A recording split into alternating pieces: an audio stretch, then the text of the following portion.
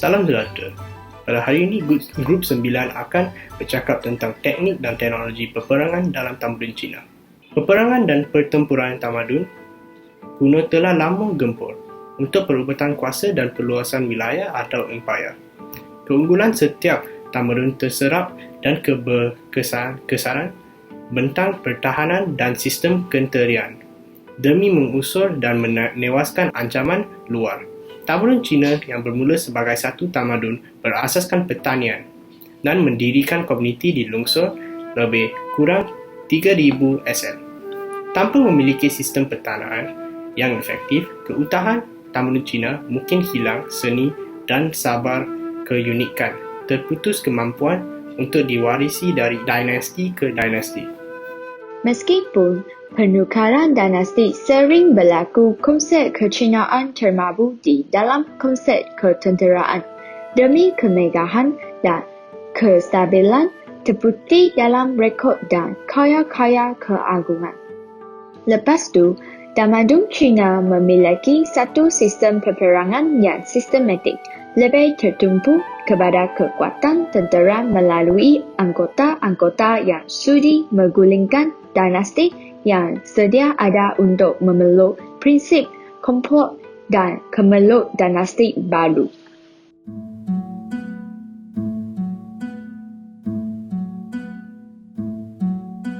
Dinasti Shang yang bertapak di Luoyang dalam wilayah Sungai Kuning menyaksikan Raja Shang senantiasa berperang untuk kuasa mutlak yang diteladankan sebagai kejadian keuntungan raja dan rakyat. Tentera Shang terdiri daripada tentera pejalan kaki dan penunggang kuda. Dua tata cara konsep tentera ini menjadi dasar peperangan kerajaan Shang. Askar-askar yang berjalan kaki mengekori pasukan berkereta dan menunggang kuda.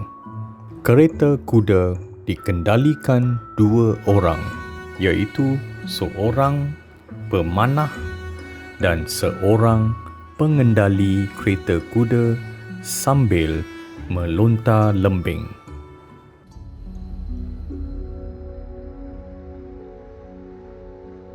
Tentera Cina sepanjang zaman menggunakan pelbagai peralatan di pasukan tentera yang berlayanan, mempelopori teknologi berbeza yang masih digunakan hingga kini. Terutamanya sekitar abad ke-7 SM, tentera tamadun Cina menggunakan crossbow sebagai artileri pada masa itu, dan lebih kurang 100 askar boleh melepaskan 2,000 anak panah di dalam 15 saat dengan jarak 200 ela. Crossbow ini menjadikan sebagai ruji di dinasti Song, Ming dan Qing. Tamadun Cina menciptakan mesiu pada tahun 850 Masihi dan mereka menggunakan mesiu ini untuk membuat sebagai senjata melebihi 50 tahun selepas itu. Mesiu digunakan untuk membuat senapang, bom dan kanon. Semua sengaja membunuh atau menjatuhkan beberapa tentera atau kenderaan pada satu masa. Sebagai tambahan, tentera Cina juga menggunakan bahan beracun dalam peluru senjata untuk menjadikan lebih kematian. Tentera Cina juga menggunakan serbuk letupan dan bunga api. Serbuk letupan dikatakan dicipta oleh ahli alkimia Taoisme bagi menghasilkan posion keabadian. Bahan posion ini digunakan kalium nitrat, arang dan sulfur. Ia dikatakan dicipta sekitar abad ke-11 Masihi dan biasanya digunakan sebagai suar dan mercun. Serbuk letupan mula diketahui di Timur Tengah dan Eropah pada abad ke-12 dan 13 Masihi berikut aktiviti perluaskan kuasa Mongol. Sejak itu, serbuk letupan menjadikan asas kepada senjata api moden termasuk senapang dan meriam. Ironinya, senjata-senjata inilah yang kemudian digunakan kuasa-kuasa Eropah untuk mendominasi China pada ketengahan abad ke-19. Sesuatu teknologi yang sangat menarik adalah kompas. Sejarah awal, kompas menunjukkan yang orang Cina mencipta kompas untuk menghala ke arah selatan. Hal ini demikian kerana mereka menganggap selatan merupakan arah kardinal dan bukannya utara.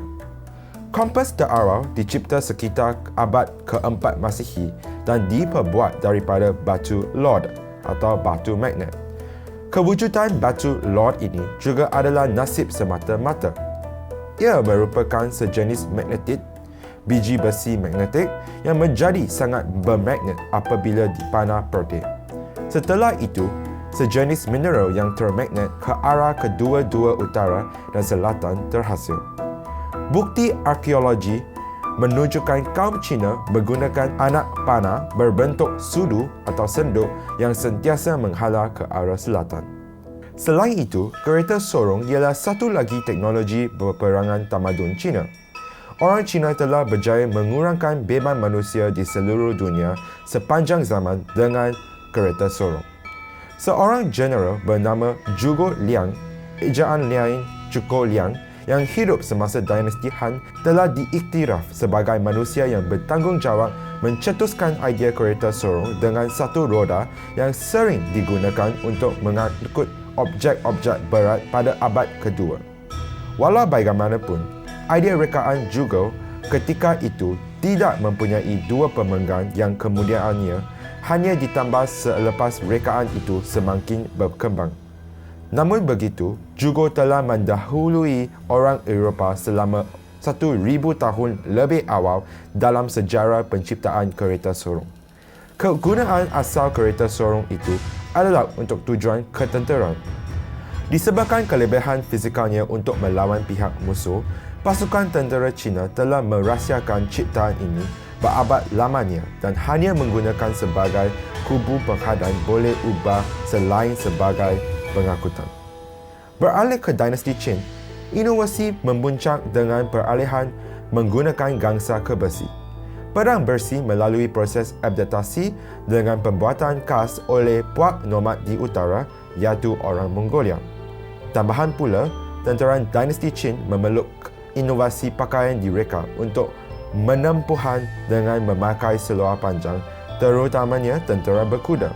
Teknologi seluar panjang memudahkan pergerakan penunggang kuda dengan lebih selesa.